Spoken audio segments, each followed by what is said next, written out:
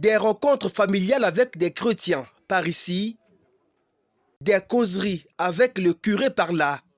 C'était les moments de retrouvailles entre Roch Brédé Bissalan-Kunku et les fidèles et serviteurs de Dieu.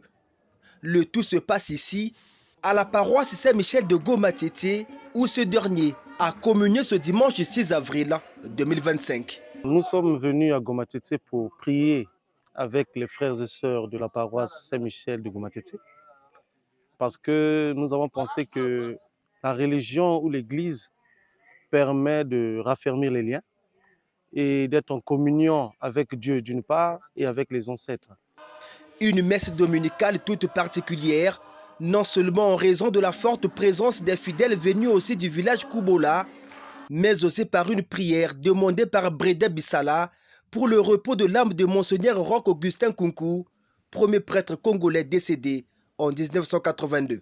Nous prions pour le repos de l'âme de Monseigneur Roch Augustin Kunku et tous les défunts de la famille Kingoma, à la demande du docteur Roch Bruden Bassila Kunku, la paix du Christ.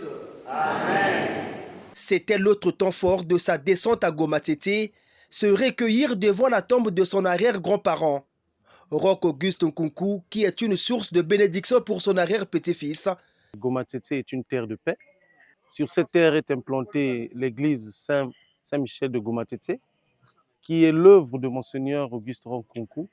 Donc, nous sommes venus en tant que membres de la famille arrière-petit-fils pour demander le chemin à ce grand patriarche de l'église catholique, l'église romaine. Se recueillir au sanctuaire de Monseigneur, symbole de paix pour les fidèles chrétiens, au-delà même de Goma-Tété, Roch Brédé Bissalan Kunku a recensé quelques problèmes sociaux que connaît ce district du Poul. Nous avons constaté que la société Eucharistie a déjà une installation.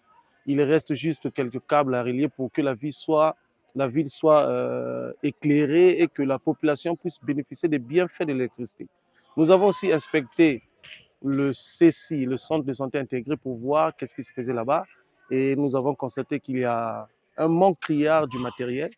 Ensemble donc avec les fils et filles de Goma-Tété, nous allons œuvrer pour que nous puissions donner à cette localité ce qui peut lui permettre d'aller dans son bien-être. C'est-à-dire, nous allons travailler sur la santé, nous allons travailler sur l'éducation et aussi sur l'éclairage pour que la paix tant recherchée règne dans cette localité, dans ce département et dans ce pays. Apporter des solutions aux problèmes qui minent la vie sociale de Goma-Tété, Roch Brédé Bissalan Kunku compte poursuivre dans un élan de solidarité avec cette communauté qui a tant souffert des affres de la guerre civile congolaise.